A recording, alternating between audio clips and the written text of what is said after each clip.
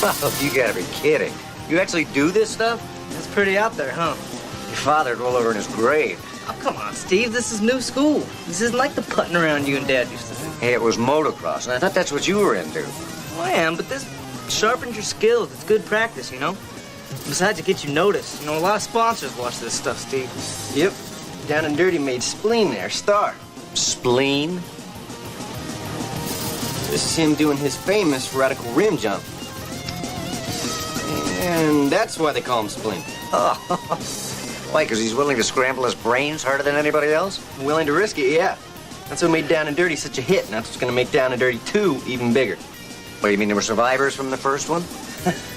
Oh, yeah. Stick around. You'll see. Jake, let's go. I got a schedule to keep. A 1-week schedule. Jake, I hope you didn't invite me out here just to watch you break your neck. You know, I promised your father I'd look out for you. Steve, would you relax? You're gonna love this. Come on.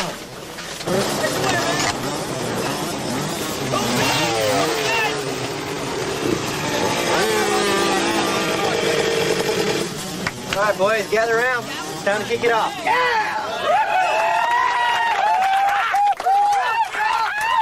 Today, we start Down and Dirty 2, and we're gonna get sick and go big like no one's ever seen before. Am I right, Spade? I love you, bro! All right, Spade. Yeah, we're going bigger, louder, and faster. You guys up for it? Yeah! Whoa, whoa, whoa, whoa, whoa! We're gonna have to get a few things straight up front first. Oh? Who's we? Us. The guys who put their asses on the line and make you big bucks. The guys you promised a contract. We don't see any contracts here, Kyle. Come on, you guys, we've been through this. Everything I've got is tied up and Down and Dirty 2. Now, I told you, when the new video comes out, you'll all be taken care of. We want it in writing. Look, either we all get a share of the profits this time, or nobody rides. It's that simple. There won't be any Down and Dirty 2. Oh, is that right? Spleen, what do you got to say about that? Yeah, what's it gonna be, Spleen? You gonna hang with us on this one?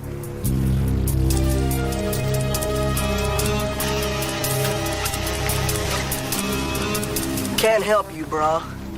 Looks like I got a date with Devil's Drop. All right, then, Spleen. Good buddy. Be my guest. You know, Kyle, Spleen might give you something to film, dude, but let me ask you something. What you gonna film it with?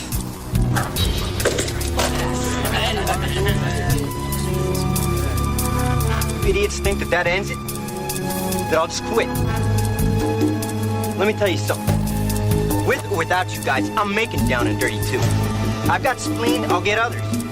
Now I'm warning you, stay out of my way, because no one's gonna stop me. Got that? Nobody!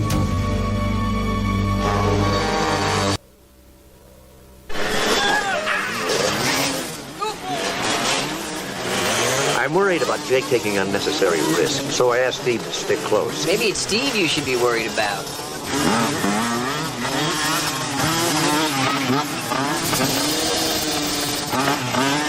should have bought an ambulance.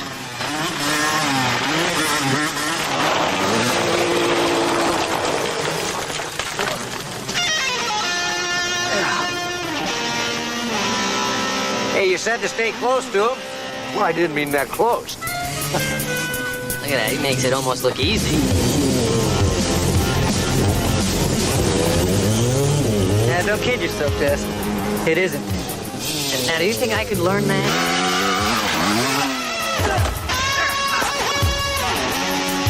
Why don't you just climb up there and throw yourself off? It'd be the same sensation.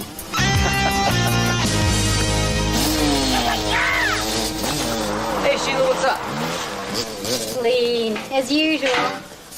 What else is new?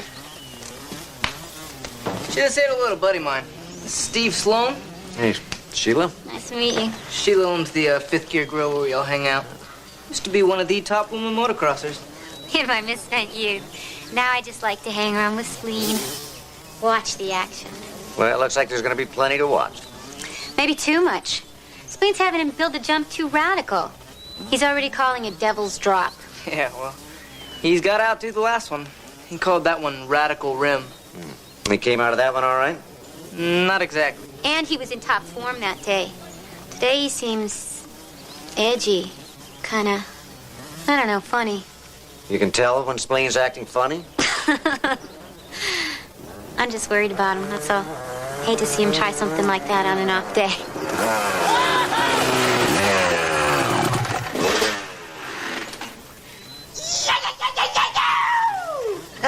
Hey, babe.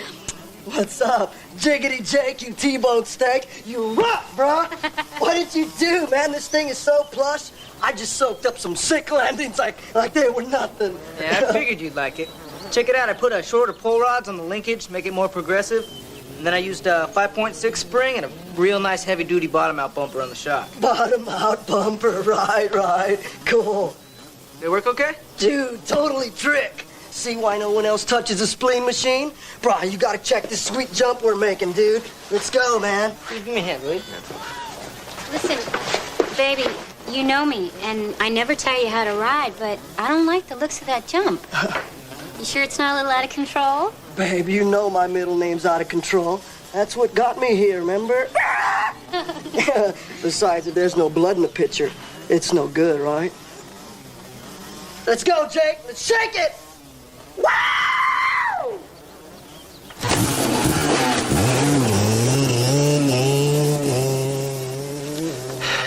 You sure you want to do this, Jake? When all the other riders backed out. Only because they got greedy. I'm not doing this for the money, Steve. I need this. It just seems like a strange way to get sponsors for racing. Well, maybe it might be the only shot I get. The only way I can afford to race. You know how it is. Yeah, I guess. Well, I tried. Just try and be careful, will you? Careful doesn't make video stars, dude. Jake. Steve, would you relax? I know what I'm doing.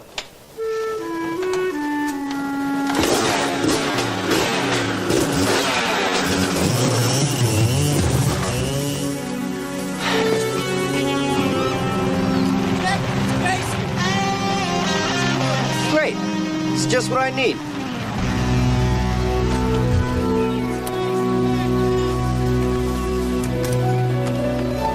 Casey, what the hell do you think you're doing? Oh, same as you. I figured if you could make a hit video, anybody could. Ready, guys?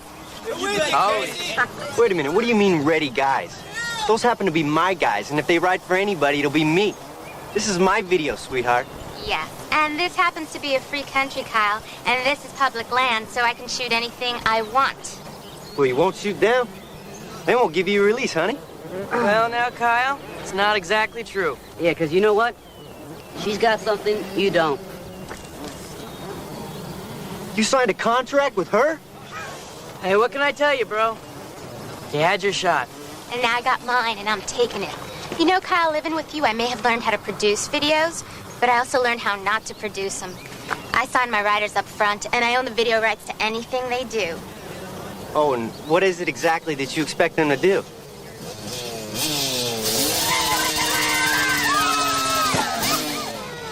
Anything like that? Anything even close? Hey, go ahead, Casey. I wish you all the luck in the world. But I've got something you don't. I've got what sells. I've got spleen.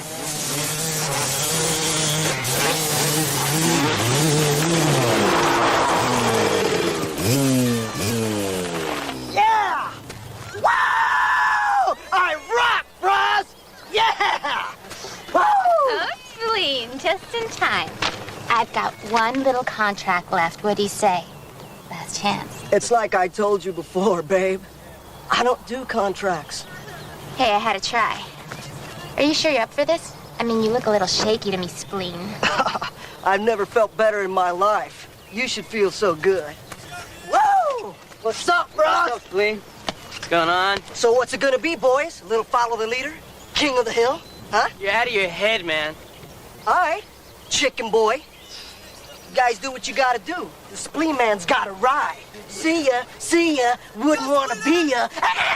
Looks like it's time to take off over Devil's Drop. What about you, Jake?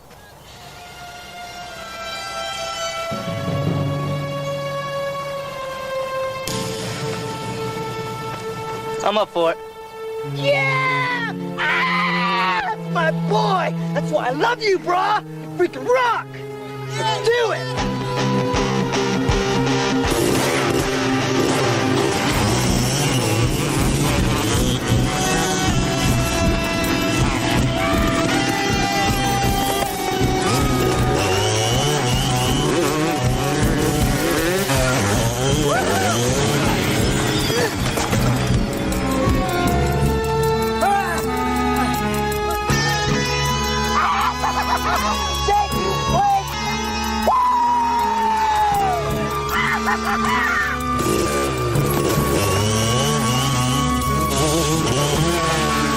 He's really gonna do it, isn't he? Please, God, let me get this shot. Is that shot really worth the risk, Kyle? It's his choice. Probably couldn't stop me even if I wanted to. Don't worry, Doc. This is gonna be awesome. But I'm afraid of.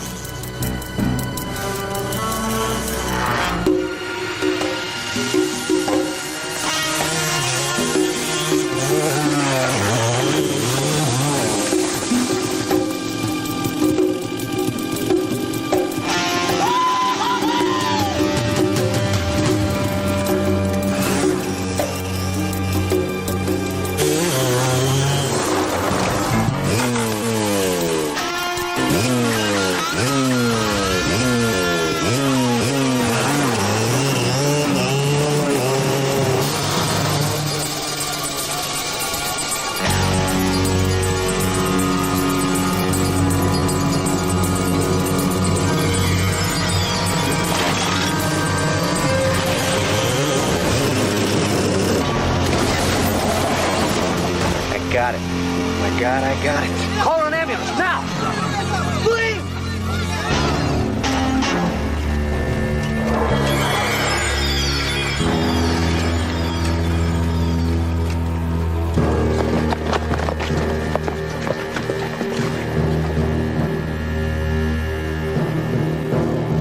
Jesse?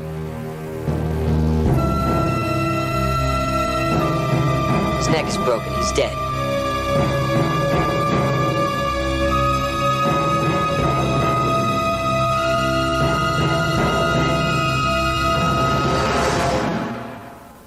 Must have been some crash. He suffered massive head trauma along with fractures to C2 and C3, which severed his spinal cord. I'll have to conduct a full autopsy to determine what other injuries he incurred. But those alone should have been enough to kill him. I'll also do a routine tox screen. You know what's odd? Considering the amount of injury he inflicted on his body, that he doesn't have more scars and more evidence of serious injuries. Well, he's dead at 21. Doesn't that say it all? Yeah. If not, this might. Look at that. Helmet shouldn't split apart like that on impact. Well, do you think it was sabotage? That's exactly what I'm thinking. Look at this section where I took the lining out. Looks like it was scored or cut slightly. Well, with the lining replaced, maybe he never noticed. But it was guaranteed to fail him when he needed it the most. It's not all that failed him. This is the axle to Spleen's bike. It's made of titanium. It was sawed halfway through. Must have snapped when he landed. And that caused him to lose control. Devil's drop didn't kill Spleen. He was murdered. God, I can't believe it. I'm beginning to think he was indestructible. Somebody went to great lengths to prove you wrong. I'm gonna have to question everybody that had access to Spleen's bike. That's dozens of people. You saw how loose things were down there. I'm also shutting down your little production for the time being. You can't do that. Watch me. Well, you know, it's in your best interest, Kyle, to find out what happened before somebody else gets hurt. Hey, I have backers, investors, and these people want to see results soon. You know, if I don't show them some raw footage by the end of the week, they'll take their business elsewhere. I'll lose everything. Your compassion is overwhelming, Kyle. I thought Spleen was your friend, Kyle. Don't you want to know what happened to him? Look, I feel bad about Spleen. I like the guy, I did, but he knew the risks. You know, it's not like he didn't know it could happen. I doubt he considered sabotage one of the risks. And I'm sure you're right. Steve can handle that. But in the meantime, you don't have the authority to shut me down, and you know it. Now, there's no law against the guy setting up his camera and taking a few candid shots. And there's also no law against the guy going out and trying a few new stunts. Right, Jake? Forget it, Jake. Hey, Steve, I'd say it's up to him. Think about it, Jake. You are not actually thinking about that, are you? Oh, come on, Jake. This is a murder we're talking about, not just some dumb video. Hey, look, Steve, I don't like taking advantage of Spleen to death. I mean, he was my friend, but I know what he would have said to me. Yeah, I know. Go for it. But Jake, Spleen was crazy. Steve, he landed that jump. You were there. You saw it. If somebody hadn't messed with his bike, he would have made it. And I can, too. For what, Jake? It's not worth it. You've got nothing to prove. Steve, landing that jump on Kyle's new video could be the chance I've been waiting for. Look, don't ask me to just let it slip away. Jake, I know this is important to you. At least take a little time to think about it. Let Steve work on the case. See what he can find out. Not asking too much, is it? I guess not, but you heard what Kyle said, Steve. I can't wait too long.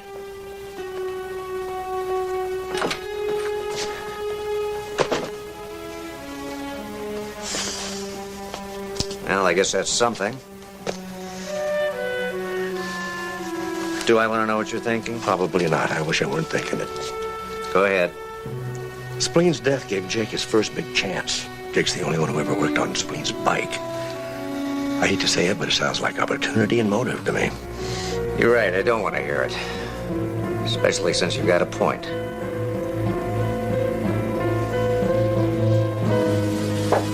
Kyle, hello?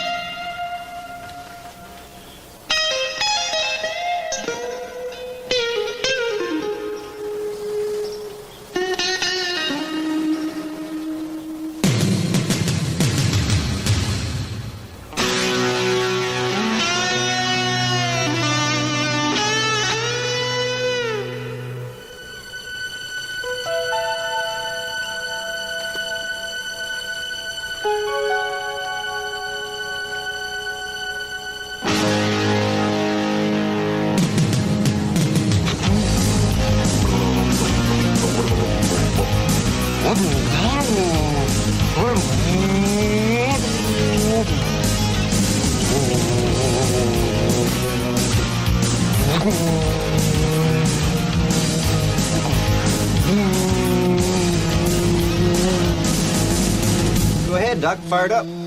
It'll go a lot faster. Hi, Kyle. I couldn't resist it. I just... Hey, don't apologize. That's why my videos sell so well. Yeah, I guess that's right. Is there something I can do for you, Doc? Well, Kyle, I was thinking maybe I'd like to learn a little bit more about Spleen. Maybe it'd help me understand Jake's point of view a little better. I'm kind of busy here, Doc. 5 minutes? Well, I guess we could talk while I work. Come on, Good. follow me. Great.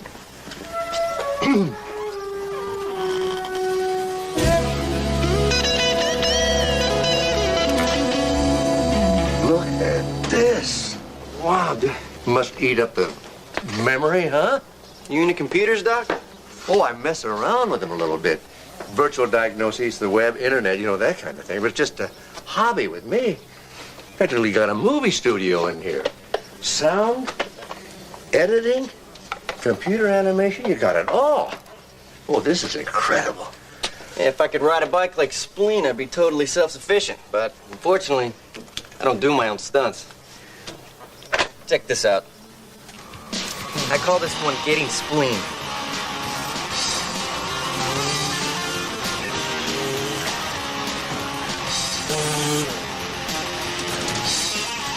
He must have got that nickname because those jumps cost him an organ or two. So this is what makes Down and Dirty so popular, huh? Hey, the agony of defeat is a lot more fun to watch than the thrill of victory. You know, Kyle, I'm not so sure Jake's that, durable.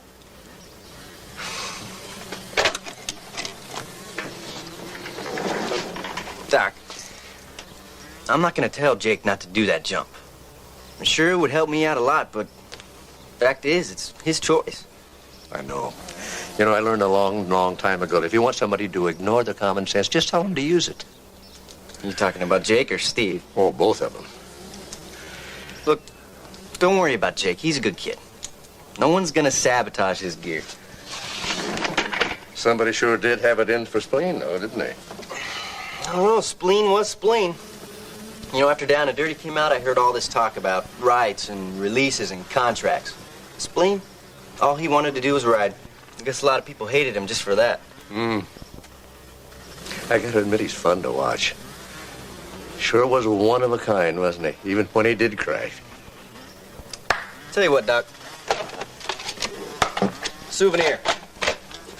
Compliments of your visit to the Kyle Studio Complex and Backlot. Well, thank you, Kyle. Appreciate it. Now, if you excuse me, I do have a deadline to keep. Of course. But you should check out the rest of that tape. There's some fat stuff on there. Okay.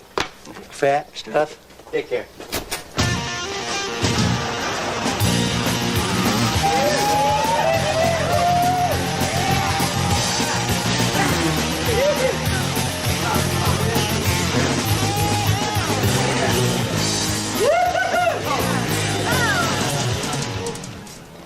All right, listen, guys.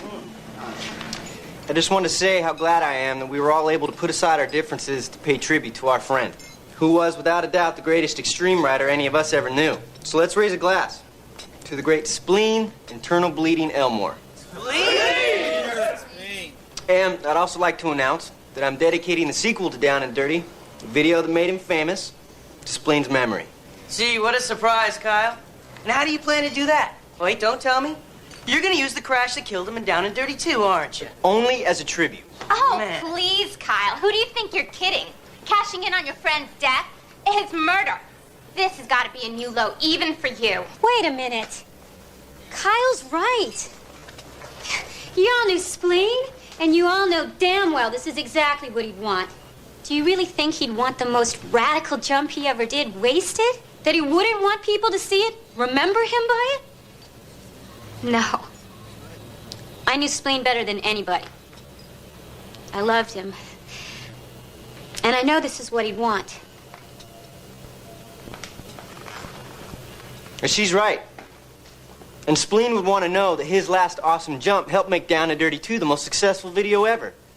And you guys can too. I've still got a few days left. Now we can do this for Spleen. Now you guys don't want to miss out on that chance, do you? Thanks, but no thanks, Kyle. I think we're gonna stay here and take our chances with Casey. Hey, you still got me, Kyle. I'm ready when you are.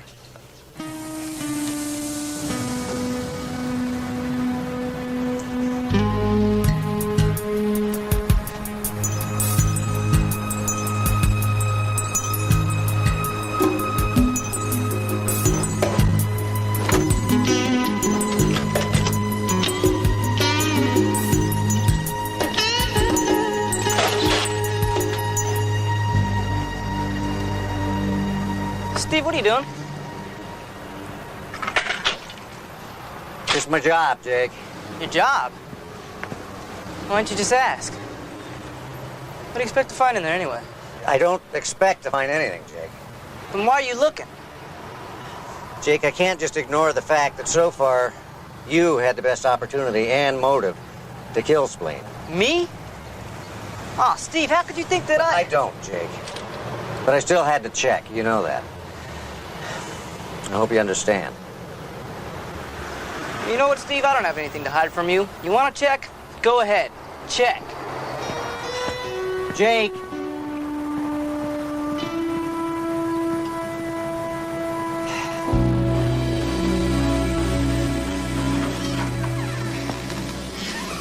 Hey, Jake. Listen, buddy, I'm sorry. I didn't... Hey, look, it's Movie Star. Maybe get an autograph. Hey, Movie Star. Oh, what's the matter? Did Kyle break his camera? Did you run out of film? Hey, if Jake's near a bike, there must be a camera somewhere. How's my hair? Oh, Jake, let me be your stunt double. Yeah, that's very funny, guys. Look, I don't care if you guys ride or not. That's up to you. But I don't have sponsors. I don't have any factory support. And riding in Kyle's video could be my ticket. Yeah, just like it was for Spleen, right? Dude, give it up. You're dreaming. You don't need this, Jake. Let's get out of here. No, wait. Jake's got to face facts sooner or later. Maybe fast, yeah. When it comes to getting radical, it's not even in Spleen's league, man. You saw him right the other day. He tried anything even close to what Spleen was doing? No, that doesn't mean I can't. Yeah, whatever, dude. The camera ready, Kyle? Always. Good. Turn it on. I'm doing Devil's Drop right now. Jake. Jake!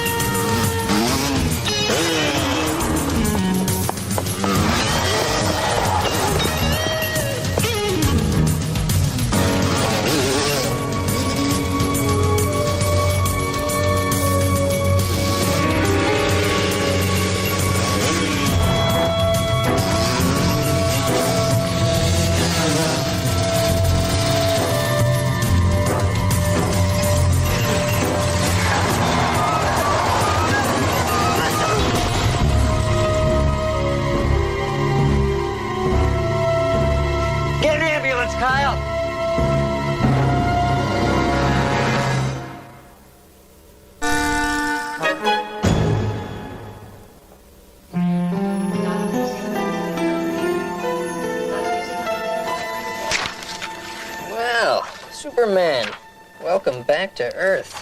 How you feeling? Oh, my head hurts. And my back hurts. Yeah, well, that kind of makes sense. You got a mild concussion and some bruised vertebrae.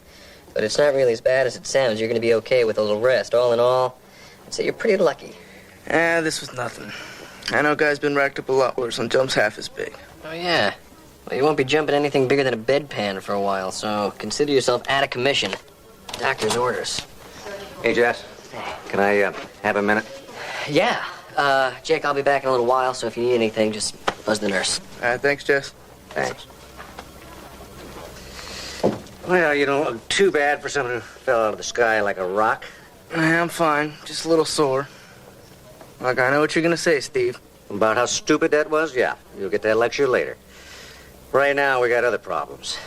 What do you mean? I just heard from forensics. They matched up the titanium filings in the teeth on your hacksaw to the markings on Spleen's axle, which makes you the prime suspect in Spleen's murder. Oh, so now you do think I killed him? No, Jake, I don't. I never did. I was trying to tell you that when you rode off and almost killed yourself. But it's going to take more than my faith in you to clear you. Steve, my van is parked outside of Sheila's place all the time. Any one of the riders could have stolen my hacksaw and then put it back. And they all had a motive. They all hated that we were willing to ride for Kyle. Yeah, I know. I'll look into it. I'll also talk to Kyle. Maybe he can help. You just stay put and take it easy. Let me work on this. You are lucky to be alive. You know that? Hope you learned your lesson. Yeah, I did. I need a longer approach. Next time I'll hit that ramp a good 10 miles an hour faster. You are sick, buddy. You know that? You are very sick. Hey, Steve. Thanks for helping me. Don't worry. Everything's going to be okay. You mean he didn't die of head trauma and a broken neck? No, he definitely did. Oh, Steve, good timing. You got to hear this. What have you got? I don't know yet. Well, something interesting showed up in Spleen's talk screen. There were traces of methamphetamine in the system. Oh, looks like Spleen was addicted to more than one kind of speed. You think he was on speed when he made the jump? No, but there were indications that he was going through withdrawal at the time of his death. I'd say he had a very bad habit. And he decides to go cold turkey right before his big jump. That doesn't make sense. No, none of it was his choice. But you know, going cold turkey from a really serious addiction like that can cause really bad physical and psychological effects. Now, Spleen would have been crazy to do while he was riding. Have you ever seen his videos? The man was crazy. Well, not that crazy, I'm not so sure. You got a minute, Kyle? Hey, Steve, sure. Jake may be in trouble. We've turned up some evidence that implicates him in Spleen's murder. Jake? You don't think that he would? No, I don't. But I'm going to need some help to find out who else might have had a motive before they decide they've got enough to charge him. What have they got so far? Well, it looks like Jake's hacksaw was used to sabotage Spleen's bike. Jake says his van's always parked outside of Sheila's, and anybody could have broken into it. That's true. All the riders hang out there. And you know how they all felt about Spleen. I guess I'm going to have to talk to all of them. Of course, then there's Sheila, too. Sheila? Why would she? I thought she and Spleen were lovers. They were. But you know Spleen, he also had a thing going with Casey. Well, that might give Sheila a motive, huh? Maybe. Might give you one, too. Hey, Casey and I are history. And if we weren't, why would I tell you any of this? Do you know Spleen was using drugs? That he was on speed? No, I didn't. I can't say it surprises me, though. I don't think it would surprise anyone that was around Spleen much. Of course, it might explain his thing with Casey, then. Oh, how so? Casey's a speed freak, too. I mean, she used to deal. She's been busted more than once. You ought to check that out. Oh, I'll do that. You know, Casey knew she couldn't compete with me as long as I had Spleen. Maybe she did it to even things up. She really strike you as that ambitious? Hey, that's why I loved her. She was just like me. I don't see what I have to do with any of this.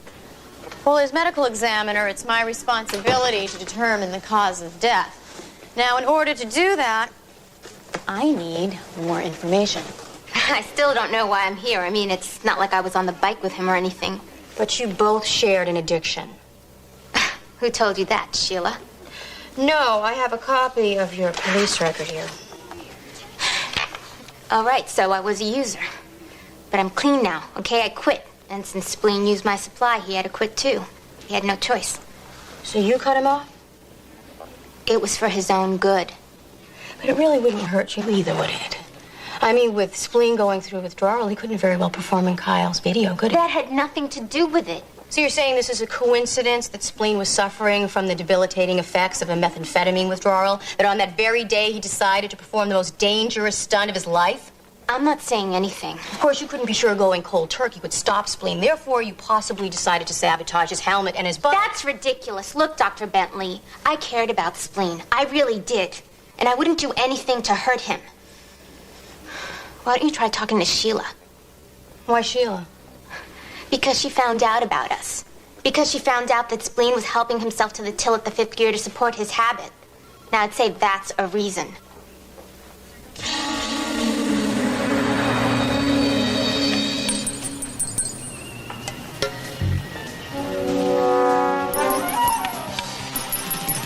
Sheila?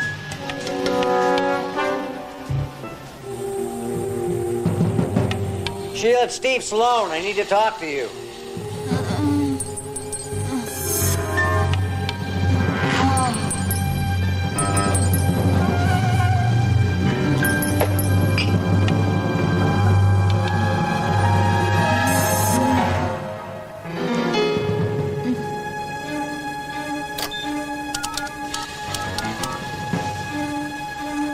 Get Sloan here. I need an ambulance right away at the 5th Gear Bar and Grill on Central. Right.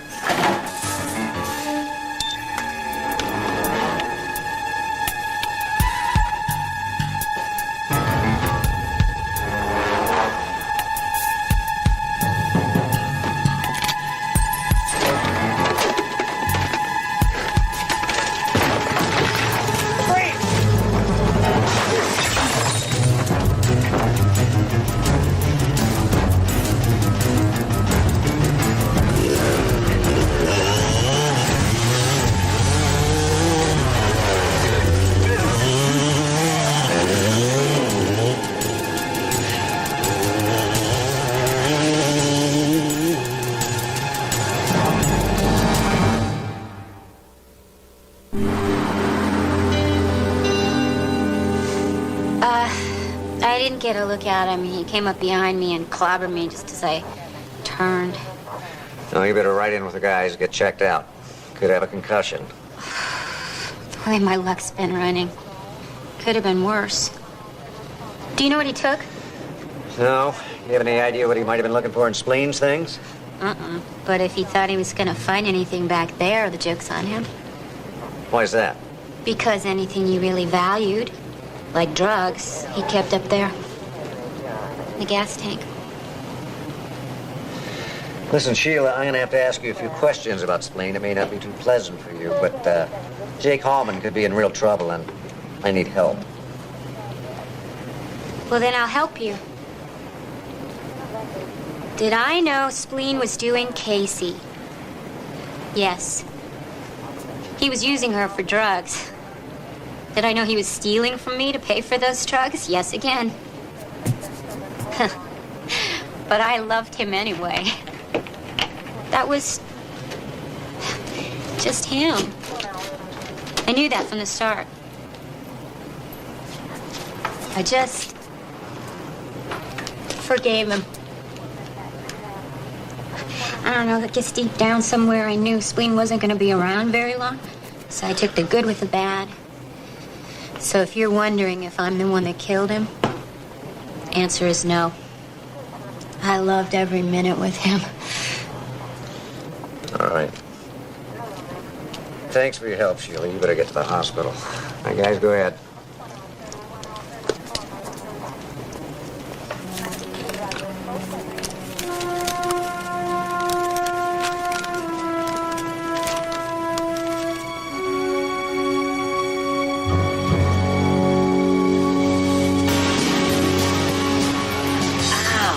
Oh my God! Oh my! No! Oh! Look at that, look. Oh, see, now that's a double fracture of the fibula right there. It's a femur, I'd say. There goes a collarbone. Boy, it doesn't take much for a collarbone. Oh, hyperextended knee. Separated shoulder. Dislocated at least. What's this guy made out of Play-Doh? Like Jell-O at this point. Now you know why they call him spleen. And this guy was walking around right up until the time he was killed? It's incredible, isn't it? You know, what amazes me, he never seemed to suffer any serious injuries from all those crashes. Just don't get it. Second.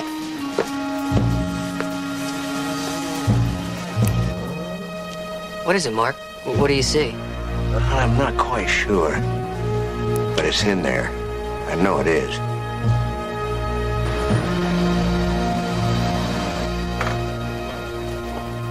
Hi, guys. Look who just rose from the dead. Hey, Jake, how you feeling? Oh, better now that I'm out. You still want to take it easy for a while. That back's pretty unstable. You don't want to do permanent damage. Yeah, Jesse made that real clear before he agreed to release me. Take a look at this. Spleen had it hidden at Sheila's place. What, Mark? It's a contract between Kyle and Spleen. We're going to give Spleen 70% of everything he made on Down and Dirty 2. Well, I thought Spleen wasn't interested in contracts or money. Why would Kyle agree to a 70-30 split? Well, I sure don't think Kyle would have given Spleen 70% out of the goodness of his heart. This contract proved that Spleen had something on Kyle. And it's right here. Radical Rim. I recognize the jump, so what am I really looking at? The killer.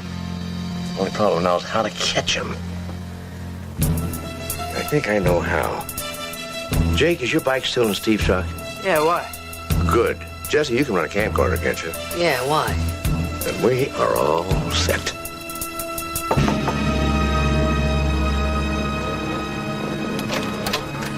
Hi, Kyle. Have I got just a minute? Sloan. Hey, Jake. I was just editing in some of that footage of your crash. It's gonna be great. I'm sure it will be. You know, my editing equipment isn't as good as yours, but then I don't have your financial backing. Can we make this quick, Doc? I was so inspired when I was here the other day, Kyle, that I made a video of my own. You did. Congratulations. Yeah, I'd really appreciate it if you give me some feedback on how good it is. Just take a minute, Kyle. Hey, you should check it out, Kyle. It's pretty cool. Okay, let's have a look.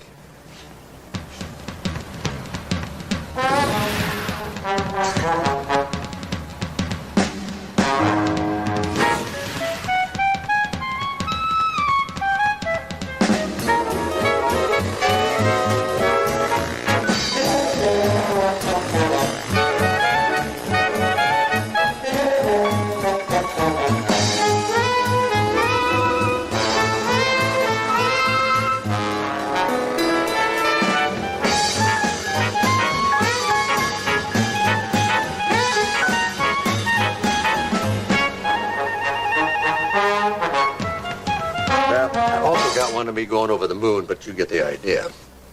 That's pretty clever, Doc. When you throw an Evel Knievel and you got a winner there. I think they call it computer enhancement. You take two shots that don't belong together, put them together, you got a whole new shot. I know about computer enhancement, Doc. Of course you do. Truth is, yours is pretty rough. Doesn't look very realistic. Well, it'd be a lot better in the hands of a professional, you know, with top-flight equipment. Somebody like you. Sorry, I'm all booked up. You know, Spleen should have got his nickname from organs he lost, but he didn't. The fact is, he was in pretty good shape.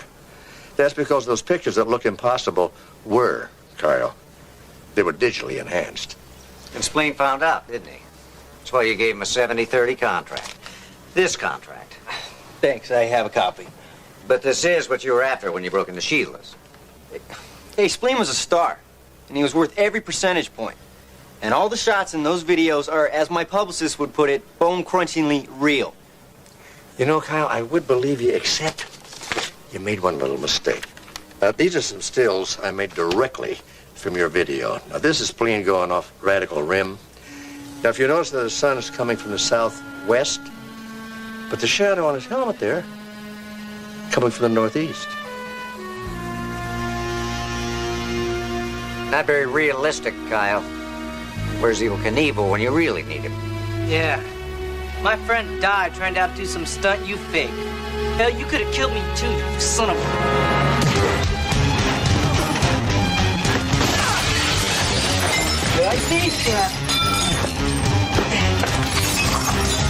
Jake! Jeff, go!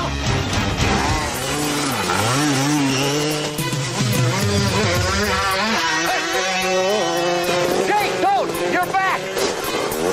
Jake! Dad, come on, come on. If he crashes...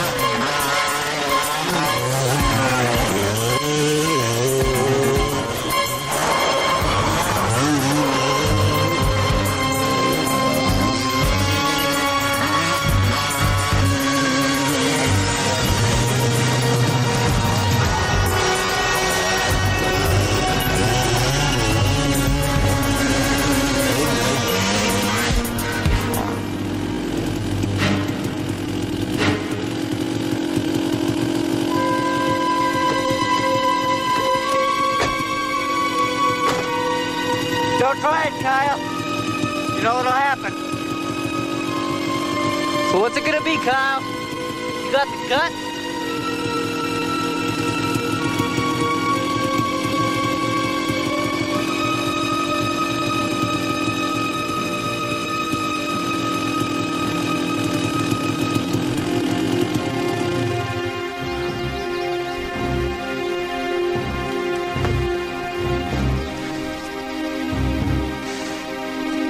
Sorry to disappoint you, Jake. I don't do my own stunts.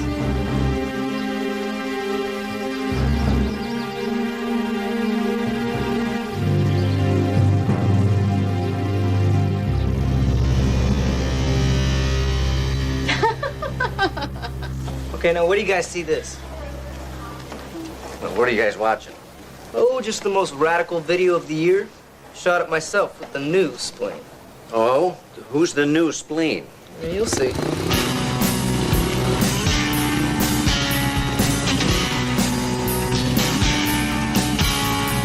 Now, is that the new spleen? Planning on selling this video or giving it away? Wow, what a rush. Dad? Jake wanted me to be in his new Extreme video. Extreme as in extremely slow or extremely dull? Listen, for me getting on that thing and starting the engine is an extreme sport. But you guys haven't seen anything yet. Wait till Jake and I get this footage on the special effects computer, right, Jake? Yep. We're thinking about calling it Down and Dirty Dr. Darren. All right. Created a monster.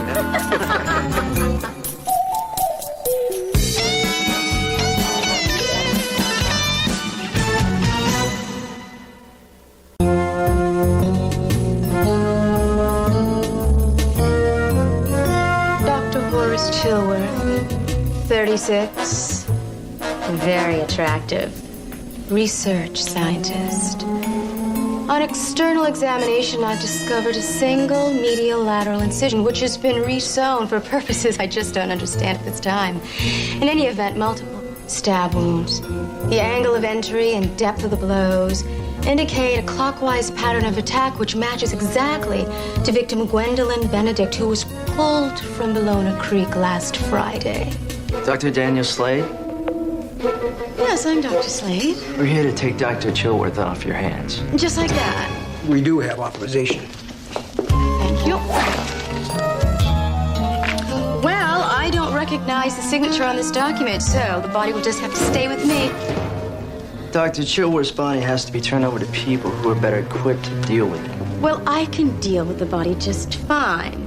Now, if you gentlemen will excuse me.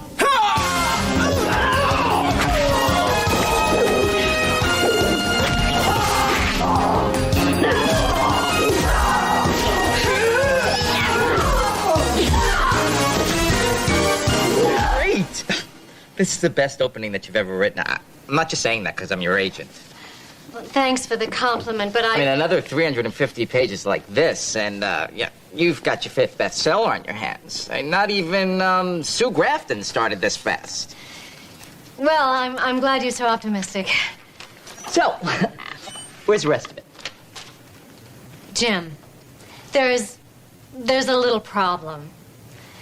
That's all. Oh, what? All the pages I've written. I haven't got any more. The publisher expects 350 pages by Friday. I have writer's block. You don't have time for a writer's block. If you don't meet this deadline, they'll cancel your contract. And then you'll have to give back the $25 million advance. That's it. You see? The money. It's so intimidating. Forgive me for being such a great agent. Turning you into the next Mary Higgins Clark. I want my 2.5 mil.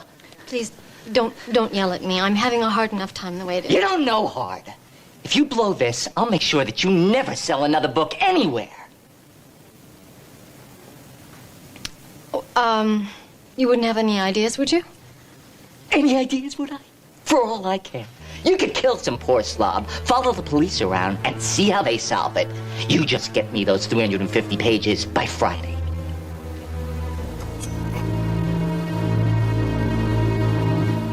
Okay.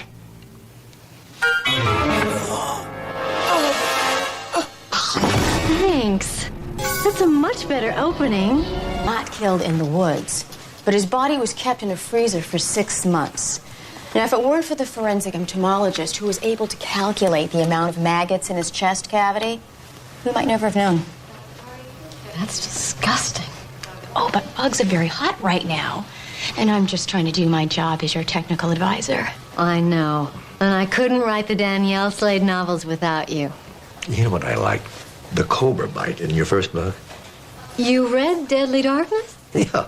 I have to admit, I only picked it up because Amanda was so giddy about having her name in print. I'm never giddy. 4 thank you notes and flowers for a week might be considered giddy. Deadly Darkness was a lot of fun to read. As a matter of fact, I picked up your other 3 books, too.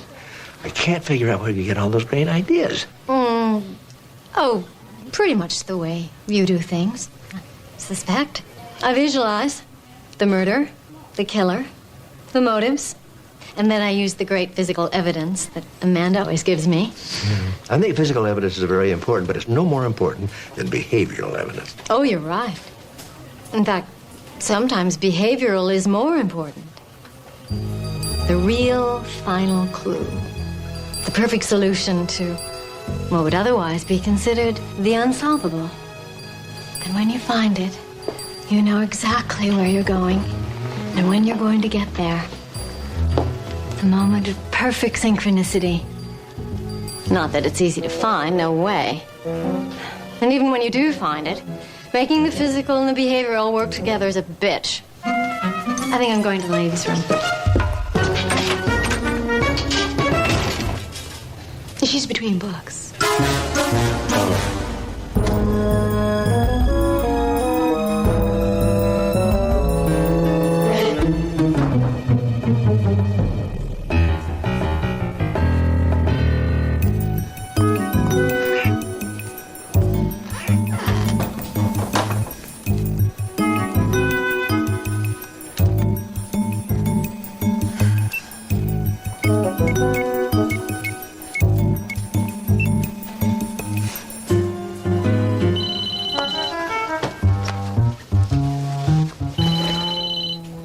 Kay's purse. Oh. Well, you can't go in there. What? It might be important.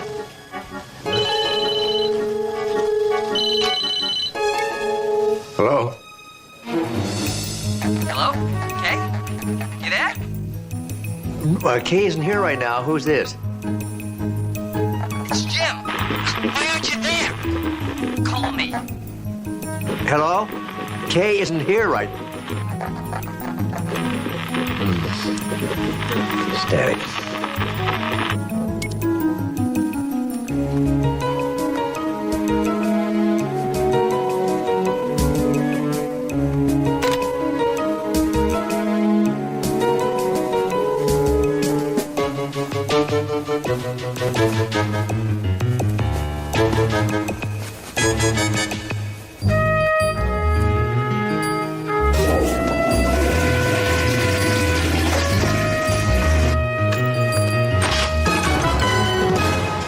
Dr. Sloan, if you really needed to make a phone call, I could have loaned you a quarter.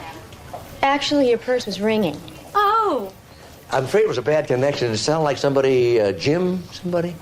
Jim Rothman, my agent. He was being paranoid. He got me this huge 3-book deal, and I have to turn the first manuscript in Friday. I'm holding on to it just to torture him. Maybe you ought to call him back. Oh, not until after we have lunch. He won't stop being twitchy until the check clears. I should have been a call girl. It's a lot easier way to make a living. It's her process.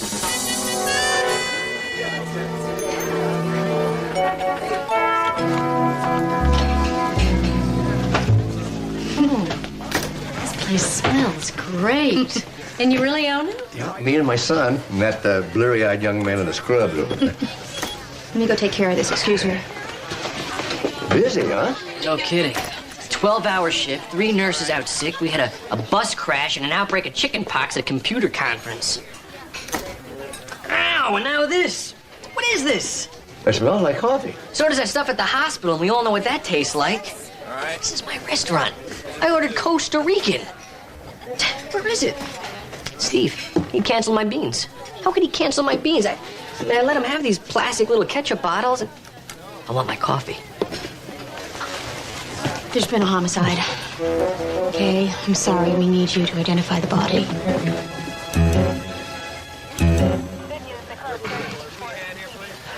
That's Jim, all right. You all right? No, not exactly. I mean, that's my agent with a whatever stuck in his chest. It's a letter opener. And then there's this. What's this? A scorpion. Ooh, well, message from the killer, I'd imagine. I have no idea what it means. Well, it doesn't make sense, not at all. Well, it will. I hope so. I really do. Look, this isn't a field trip for pencil-pushing civilians. You're a civilian, too, and you're also a pencil pusher. Damn right, I'm one of Jim Rothman's best clients. But once a cop, always a cop. Retired Sergeant Mullen was meeting Rothman for lunch. He found the body. And I immediately secured the crime scene, as I've done so many times before. Right. From the front seat of the chief's car. You were a driver, not a detective. Baby, I saw more on the streets when I was with the chief than any detective could see in a lifetime. That's what gives my books the stink of realism. Yeah, well, you've got the stink part right. See, look at this, 2 coffee cups. One of them could be the killer's. Nope. Coffee's too cold. Timing's all wrong. Let's dust these for prints. Look at this. Page 102 to 130. Huh. Chapter 12's missing. I noticed that, too. Glad to see you're keeping up. I'll have it checked. Yeah, that's odd. 3 books, upside down. Uh-huh. Well, Sloan, looks like you got a tough one here. You know, there aren't that many clues. But if there's anything else I can do to help, you know where to find me. And he wonders why no one gave him a retirement present. Who could have done this? Don't worry. We'll figure it out. Mark, Thanks. take a look at this.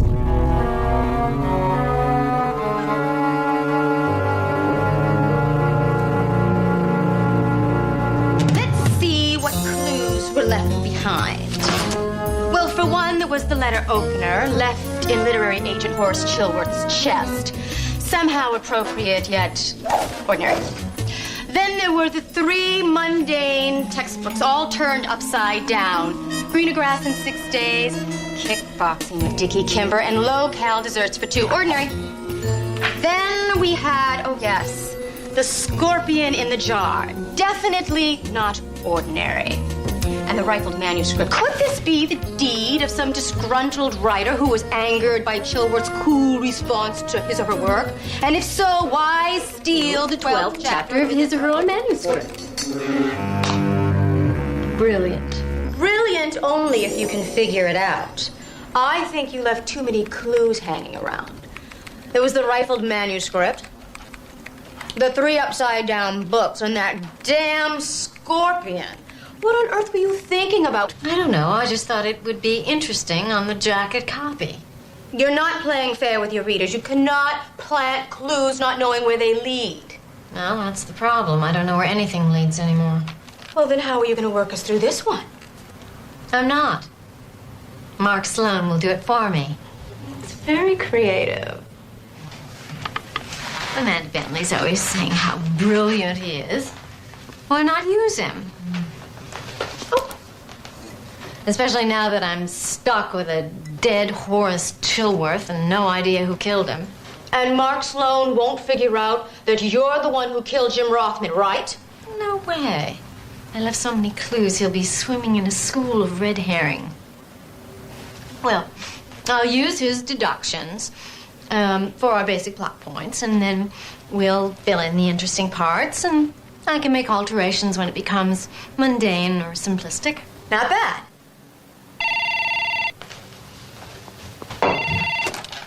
Hello?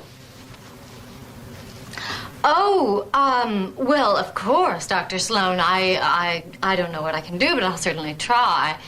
Jim meant a lot to me.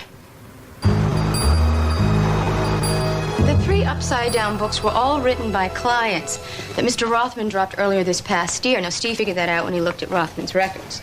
Well, Steve checked their alibis. One of them's dead, and 2 of them don't even live in L.A. anymore. So if there's a message there, I don't see what it is. Well, we can't be stumped already. I mean, you said yourself that there was a chapter missing out of that manuscript, and perhaps the killer took it with him. Especially if the chapter included something damaging. Well, I don't think that's it. I mean, it was written by that actor, Bruce Blazer. He doesn't have any secrets. Everybody has secrets. Not Bruce. And even if he did, he'd use them to get himself a cover story in the National Enquirer. How can you talk about the star of Tuttle and the Mummy like that? Tuttle and the Mummy. You know him? Sure. Harry Tuttle and his partner, the Mummy, were supernatural crime fighters in a 60s TV show. They rerun it on one of those cable stations at 2 a.m. What, you guys never had insomnia? Not that bad. Tuttle and the Mummy was canceled in 1968 and became an instant cult hit. Bruce has been living off the persona ever since, and writing these disgustingly effective occult thrillers for the last 10 years. The man's a walking money machine. Well, then he wouldn't want to kill Jim Rothman. Unless he suspected that Jim was trying to cheat him. Loyalty wasn't exactly in Jim Rothman's lexicon. We better find out what's in that missing chapter. So let's go. I don't think so, because this is a police investigation, and I am the police. But you're not a writer. I know these people. I know this world. I could save you a lot of time. Jim was my agent. She's right. She'd be a big help. I don't know why I bother.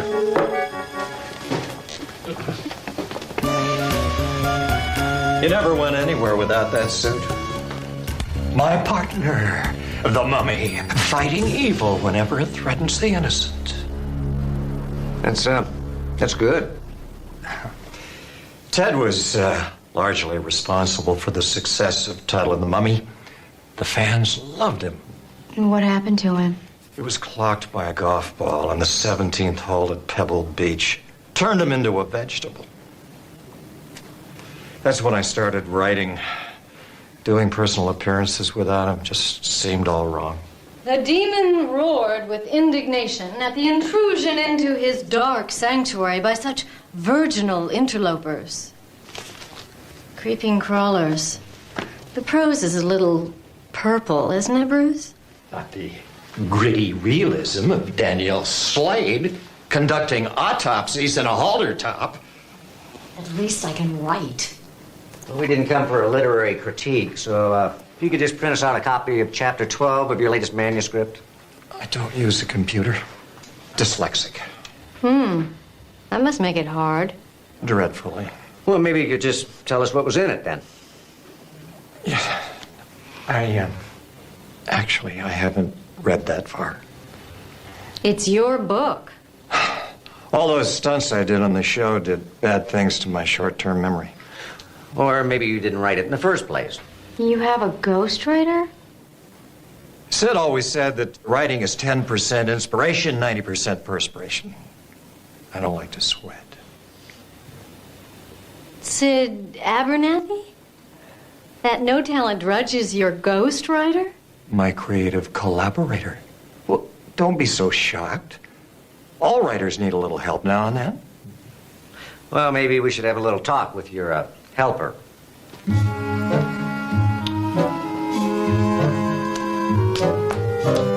Why would anyone want to be a ghostwriter anyway? Nobody knows what you've accomplished. Money. Besides, those books would never sell under Abernathy's name. Well, how would he know if he didn't try? Oh, he did. Remember that passage I read from Bruce's book?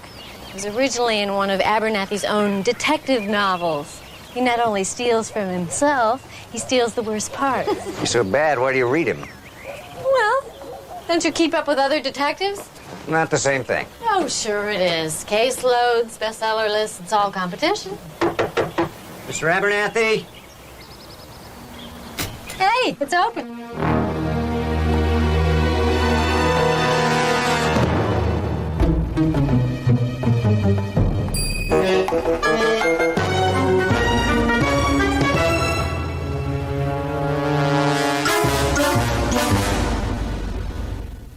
No. They're right inside. Go Is on he in. not going to solve this one for us, too? Oh, how you doing, Sloan? Bradley, doctor? Don't tell me you had an appointment with Abernathy. Oh, nope, police scanner. You know, you got to keep up with these radio calls. Never know when I might be able to lend a hand. I don't know how we're going to figure this one out without you, Mr. Mullen. Sid Abernathy. Looks like one of his disgruntled fans decided to save the world for more Rick Steele novels. Noble motive. Doctor, looks like we got a serial killer on our hands, too.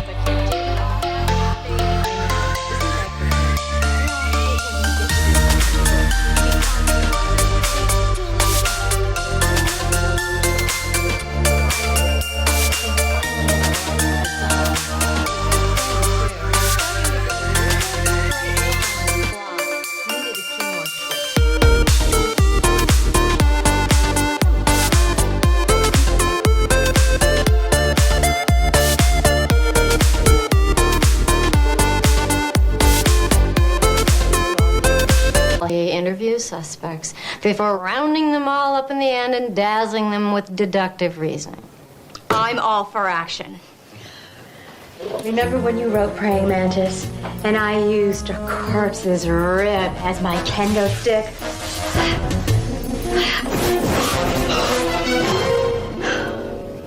Yeah, that was good. I don't know who killed Sid Abernathy or why, but this shows that if you plant a couple good what-ifs, the whole narrative just lays itself out. Oh, if you really believe that, you would have had a manuscript ready yesterday. A dull one. This is definitely not dull. Well, you're right about that, at least. Where do we go from here? Where else? Back to Mark Sloan. Oh, I asked for coffee. I know, but there will be none. At least not until the good stuff gets here. Hey, I know these books. That's a Dance of Death series. Rick Steele, super spy. Fast with his fists, faster on his feet. Jesse has very low literary standards. Yeah, Sid Abernathy happens to be a great writer. His constant reworking of specific themes And scenes. makes him one of the most complex contemporary American writers. I mean, look at Cha-Cha Choker's brilliant use of metaphor. And then there's Lindy Hop Lunatic, all right? And that one, Rick is chasing after this serial killer who preys on swing dance competition. Look at this right here. Cha-Cha Choker right on the edge of Jim Rothman's desk. That one was great. And that one, Rick Steele uses a dead guy's rib as a kendo stick to battle the forces of evil. That Cha-Cha Choker is missing from Abernathy's personal library. You mean he took an already published book to his agent? That doesn't make any sense. Well, maybe not, but the lab guys found something in Abernathy's computer that does. A blackmail note. The whole world will soon know the lying thief you really are. I guess ghostwriting just doesn't pay enough. Did you find that chapter 12 from Blazer's book that Abernathy was ghosting? Mm-hmm. The hero, who thinks he's turning into a vampire, gets on a plane for Albania and reviews the eerie events of the past 11 chapters. And if there was information the killer wanted to hide, he would have had to take the entire manuscript. At least that red herring is dead. I told you left too many clues lying around. You know, this isn't working. Why don't we just drop it? Why, when it's just getting interesting? We managed to trace the jars the scorpions were in. Wopak Greek olives. There's only a couple of stores in the L.A. area that carry them, so I'm going to check the surveillance tapes and see if any of Rothman's clients are regulars. You see that just when you're about to give up, the perfect clue pops right up. It wasn't plagiarism. My subconscious merely borrowed a few elements from a book I barely remember reading. Praying mantis is a lie? My whole life is a lie. Yes, yes, I made you up. Oh, don't you become a realist on me now. Oh, damn.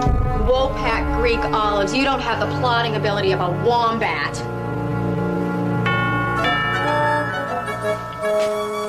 Go away.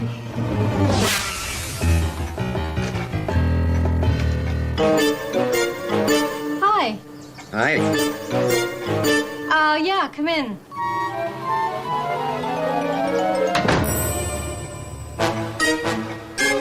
Nice setup you've got. Everything you need, huh? Tools of my trade. Can't do without them. Kind of like surveillance cameras are the tools of my trade.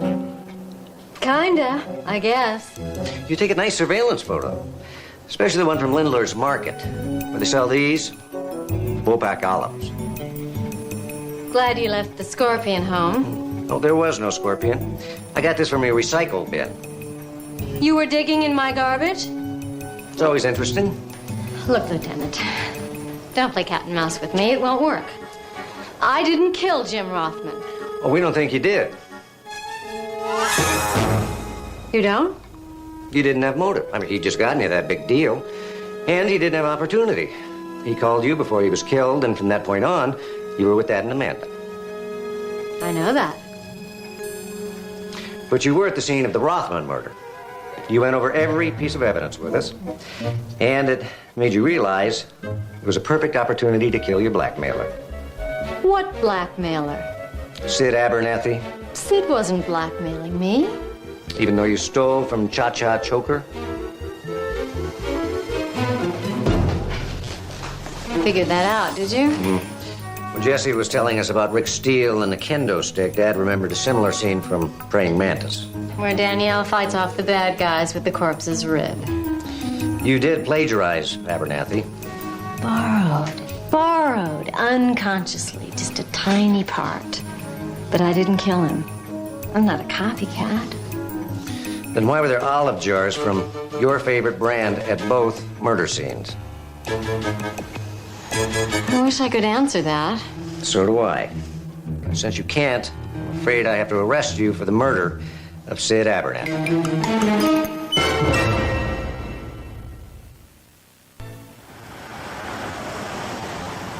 I framed myself for a murder I didn't commit. By committing the murder I did commit. And I can't convince them I didn't commit the second murder unless I admit I committed the first one. You know, I usually like it when a character starts taking over the story, but this is getting a little out of control. Oh, I think it's Dr. Sloan who's gotten out of control. And what about all those red herrings he's supposed to be swimming in? Don't start with me. At least you told the truth about the blackmail. Yeah, the truth will set me free. No, but it'll make a great ending. Oh, Amanda, Thank you for coming to get me. I'm just glad I was in the Path Lab when you called. I didn't know how I was going to get home after I posted bail. You know how I hate taxis. I can't believe they're doing this to you. I told Steve he was all wrong. Well, he is. I said if Kay Ludlow really wanted to kill Sid Abernathy, she would have thought of something more intelligent, nefarious. Exactly. And you're a mystery writer. I mean, there's no way that you would have been sloppy enough to leave all those obvious clues lying around. Amanda, the real killer is still out there. And he might be getting ready to kill another one of Jim's clients, maybe even me. Okay, no one's gonna kill you.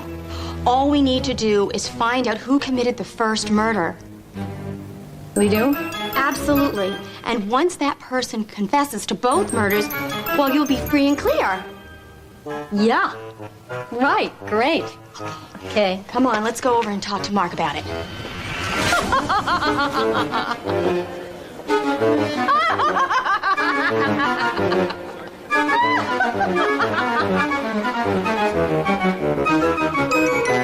We know you didn't kill Rothman, and if you didn't kill Abernathy... I didn't. Well, then who did? And where did he or she get the olives? You know, Steve didn't find any more of Rothman's clients on the surveillance tape. Ah, real coffee. This is from that designer coffee shop down the street. Good, huh? And $1.75 a cup. And worth every penny. Why can't you just get some brown crystals and drown them in hot water and leave my profit margins alone? Hey, didn't you kill Sid Abernathy? No, she didn't, Jess. I knew he'd believe you. You know, it's possible that this was about killing Sid Abernathy, and murdering Jim Rothman was just to point us towards Kay. And since Rothman called Kay just before he died... She had an alibi that the real killer couldn't have known about. So who is our killer?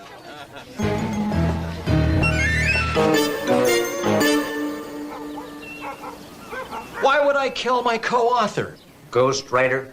The real unknown author of Creeping Crawlers? I'll read the acknowledgments. He's mentioned prominently in every one of my books. Acknowledgements aren't royalties. And why would someone as famous as you go ahead and hire a ghostwriter anyway? Writer's block? Laziness? Paranoia? General lack of talent? Or all of the above. The truth is, Tuttle and the Mummy made me famous. Once you've been a celebrity, it's hard to go back to being a nobody. And being a best-selling author made you famous all over again. Well, fame of a different kind, but I'm certainly not complaining. Maybe Sid Abernathy got tired of still being a nobody. Not a chance. The man had no ego. But he loved money. As long as he got paid, he didn't mind being used. And how much is being used worth these days? A lot. Fortunately, I could afford it. Maybe somebody else decided they couldn't.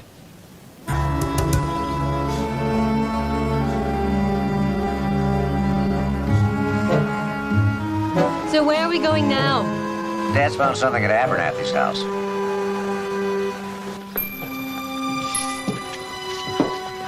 Do people really read this stuff? Only people with bad taste. Which explains Jesse's infatuation with him. You said you found something? Yeah. You know, Abernathy's got quite a collection of books. Oh, well. Most authors have big collections. It's sort of an addiction. None of Abernathy's books are organized except on this one shelf. These are alphabetized by author. And that's not all. This is everything any one of these authors ever wrote, including Bruce Blazer. Exactly. All of these books are books that Sid Abernathy ghost wrote. And then why are retired Sergeant Archie Mullins' books here? Probably because all he ever knew about the street was how to find one on a map. I think you better have a talk with him.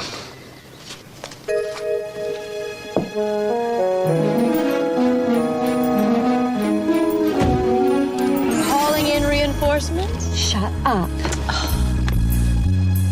Archie, this is a friend. Yes, darling. You know the cops are onto you. They know you killed your ghostwriter. They're on their way. If I were you, I would run. Run, run, run. You know what they do to cops in jail. Bye-bye. You're warning your suspect? No. I do hate to manipulate the plot like that.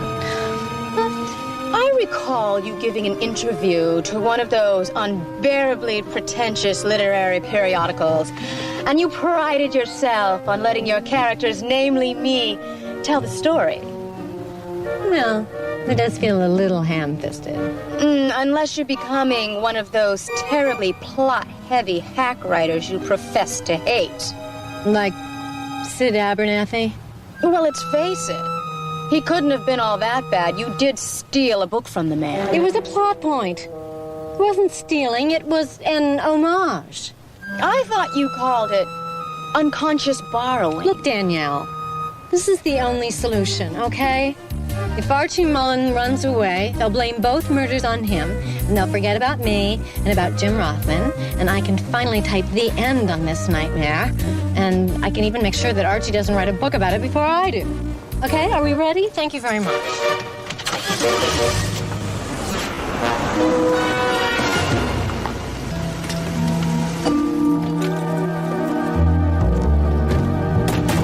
I did some more checking on the way over. Turns out Mullen was on one of those grocery store surveillance tapes. Oh, don't tell me you missed one. No, one of the clerks took it home to record a couple of South Park episodes. Yeah, but lucky didn't tape over everything. See, in real life, not everything comes easy. No. At least you were able to locate that pet store when Mullen bought that scorpion. Oh, no. People use scorpions as pets? No wonder Mullen used a ghostwriter. He's not very good at hiding his setups. Get out of here, Sloan! You're just making this worse, Archie. You know what it's like for a cop in prison, Sloan! Now get out of here! I'm calling for backup, Archie. You know what happens if you don't give it up now? Yeah, this! Drop it, Archie.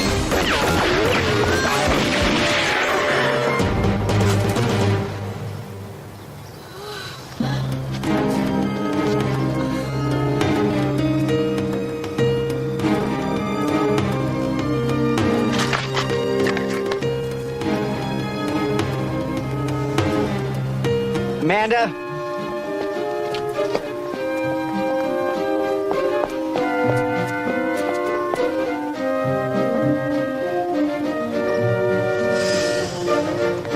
Call it in.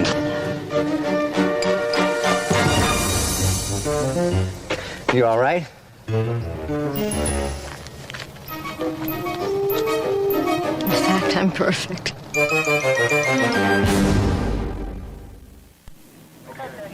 Doesn't make sense. Archie Mullen wasn't the gung-ho, self-sacrificing type. No, he said he was afraid of prison. Not enough to keep him from killing Rothman and Abernathy. No. Blackmail can make you stupid. At least it makes my character stupid. Looked like it had the same effect on Mullen, too. The same note we found on Abernathy's computer. I wonder how many people he was going to blackmail. He certainly picked the wrong person to start with. I guess Archie did exactly what we thought he did. Killed Rothman to set up Kay for both murders. And when Kay was released and he saw that his plan was going to fail, he decided to depart in a poorly thought-out blaze of glory. Well, it's never a good idea to kill off your protagonist. No, it definitely isn't. It is nice to close both cases at once. Kay, how are you with all of this? I mean, now that it's over and you have to get a new agent. Oh, I'm okay. In fact, maybe we could talk about that maggot stuff after all. For my next book. And there will be a next book. Don't worry. Oh, I'm not worried. Well, you don't look happy. I don't like these kind of surprises. Always makes me think I missed something. I know. It's like when I write and it turns up short.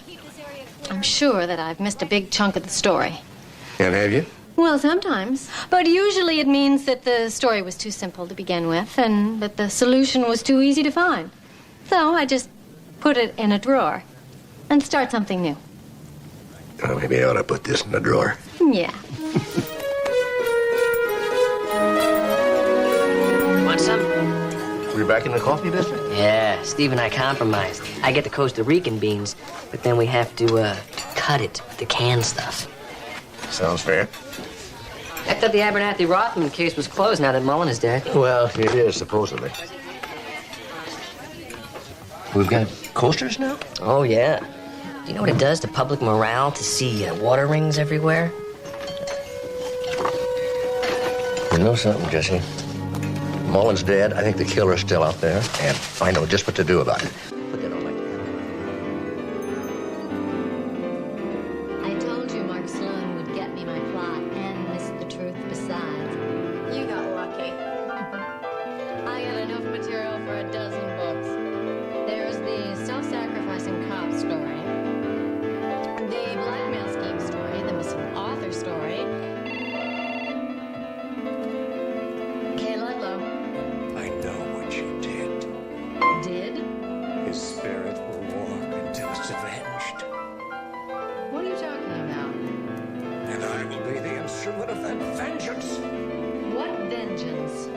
Archie Mullen may be dead by another's hand, but the fault lies with you. Oh, come on, Bruce. As to the deaths of Jim Rothman and Sid Abernathy. You know, you really should stop watching your old reruns. You're not Harry Todd. I approve. What? And so will the police, very soon. And then the restless can rest. Bruce, wait a minute. I didn't kill Sid Abernathy.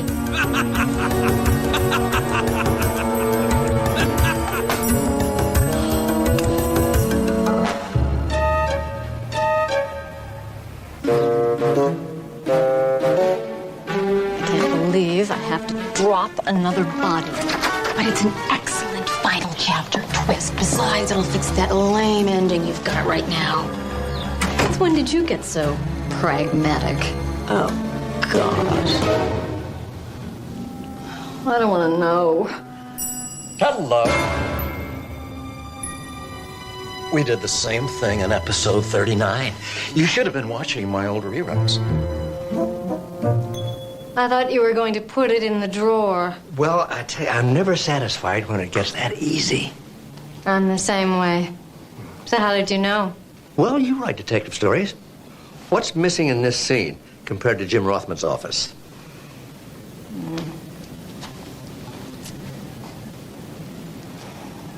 The upside-down books, different titles? Nice guess. But wrong. The rifled manuscript. Chapter 12 is missing, I assume, but irrelevant. Right. Let's see. Well, there's the damn scorpion and coffee cups.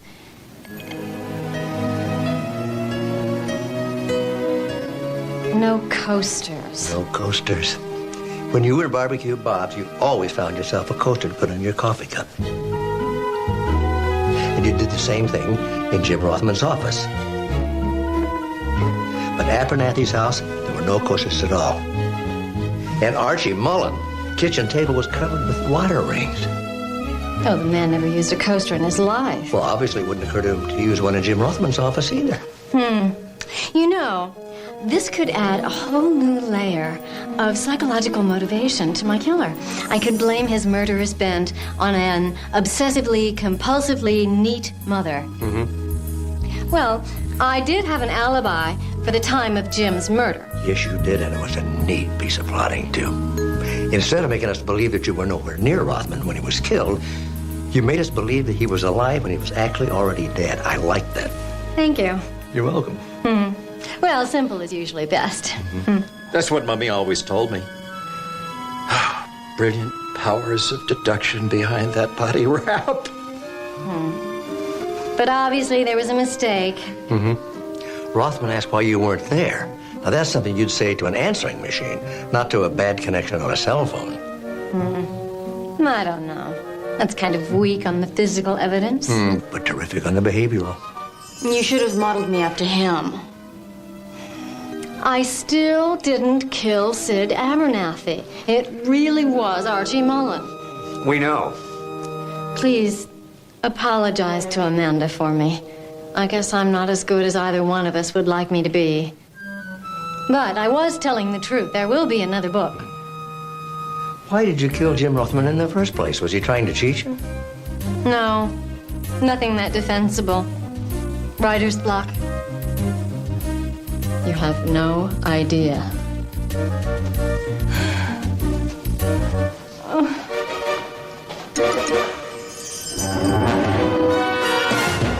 They named a drink after you, you know. Great kiss. Too bad that's all we've got time for. Great plan, Showworth. And almost a perfect murder. Two perfect murders.